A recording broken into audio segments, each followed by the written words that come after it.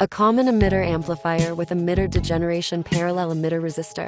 Muhammad Farhan bin Suhaim, Muhammad Hasif bin Othman, Alysha Jazlinda binti Azaha, Intan Raihanah binti Othman, Noor Syazira binti Mohd Hassan Ang, Nur Alya Adriana Batrisyia binti Norazali.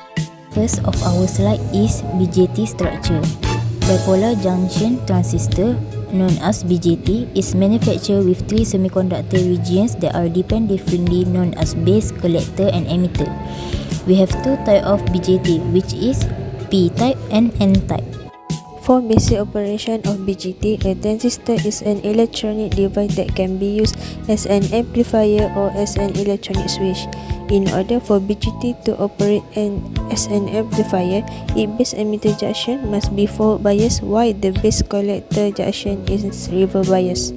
BJT characteristic.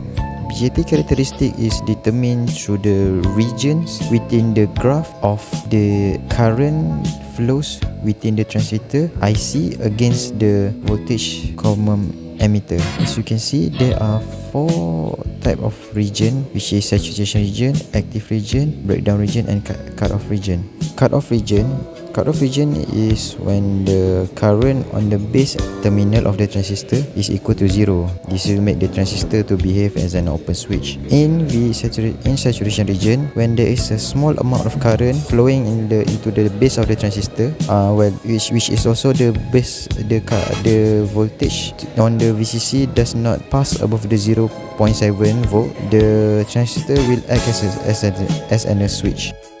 For active region is when there are current flowing onto the base of the transistor and the voltage across the collector terminal is also more than 0.7. This will make the transistor to active and act as an amplifier. Finally, the breakdown region is when the voltage put into the transistor are way above that the transistor can handle. This will make the transistor to fail and failure. This will cause the transistor to break down and cannot be used again. Based on the specification given, we have designed a circuit that completes all of the requirements given. By using multisim software, we can analyze and record all of the voltages and current going passes through the circuit. Calculation component value and DC operating point of the circuit. Firstly, we find the VCE equal to 1/2 VCC.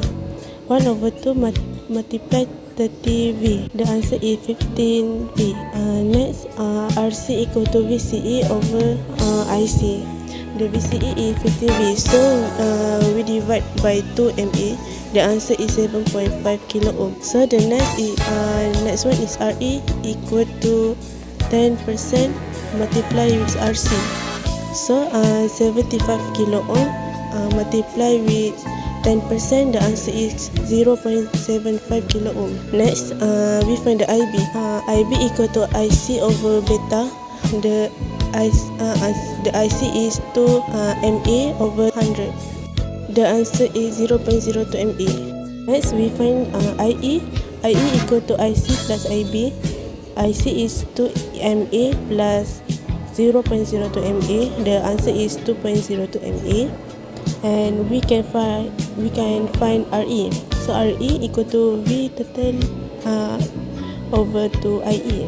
So V total is 26 MV over to 2 MA. So the answer is 0.013 kilo ohm.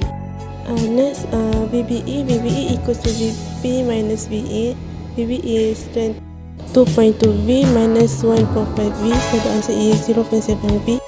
Okay, next, this is comprehensive calculation and simulation result. So we compare the calculated values and the multisim.